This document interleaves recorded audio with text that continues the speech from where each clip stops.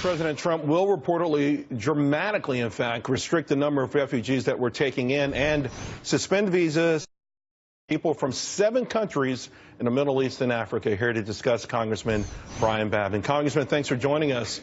I thought, very impressive day for Donald Trump, speaking in front of the Department of Homeland Security and to the American people, enacting key parts of his campaign platform to keep this nation safe. What do you make initially of the idea of stopping folks from coming in from Syria, Iran, Iraq, Somalia, Yemen, Sudan, and Libya? Those seem like no-brainers to me.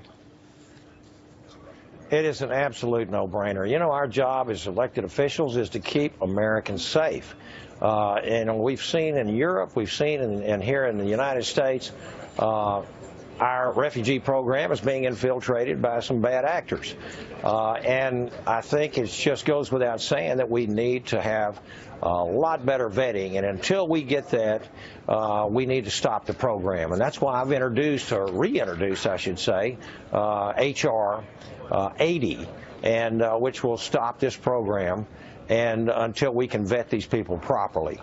And it's just, you know, President Trump was elected on the promise that he was going to secure the borders, stop this immigration that's out of control, control this refugee program, and protect the American people. I ran on the same thing, Charles, and we have to honor those promises. So I'm elated that he is writing some of these executive orders that are doing just that. But well, let me just say this: an executive order is fine, but we have seen 8 years of executive orders going in exactly the wrong direction. So we cannot be dependent upon always having a president that's going to do the right thing. So that's why this has to be put in law, has to be codified, and that's what H.R. 80 is all about. And I have a criminal alien deportation bill as well, H.R. 82, which certainly will protect the American people as well. Right, H.R. 82, the Criminal Alien Deportation Enforcement Act. The bottom line is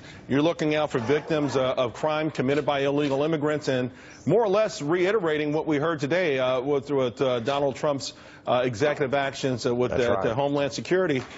What kind of appetite is there for broader congressional action on this? I think a lot of Republicans are okay hiding behind the executive order, but remember during the primary process, these sort of call to actions, if you will, were considered racist, were considered anti-American because they focus on a specific religion. At least that's what the other party said, and it resonated to a degree where it was an issue. Do you have enough folks in your party, as well as perhaps Democrats, to make these laws? Well, let's just put it like this. This, as we said, it's a no-brainer to try to deport criminal aliens, for goodness sakes. There are people that would be alive today, like Casey Chadwick from Connecticut, had we been able to deport Jean-Jacques from Haiti, but Haiti refused to repatriate him, and so he was turned loose on the streets. This way, we would be able to take these countries that don't take their criminals back, cut off their visa programs, cut off their foreign aid, and give standing in federal court for the victims and the victims' families to force the government to deport these people that are committing these heinous crimes. And I have met, like Donald Trump said a while ago in your earlier broadcast, I have met with many of these victims' families myself. It's heart-wrenching. It's incredible to me that somebody would put political correctness ahead of the safety of the American people. Yeah. This election was all about securing the borders and keeping Americans safe. Yeah. So we're going to push this thing until it ain't going to happen. But we're going to keep pushing forward. I think the American people want it and demand it. And to your point, it's hard to ever talk to or listen to one of those angel moms and not feel like we've let down a whole lot of Americans. Yeah. Thank you, sir. Really appreciate your time tonight. You bet, Charles. All right, Thank see you you. soon. Coming up, Trump's secret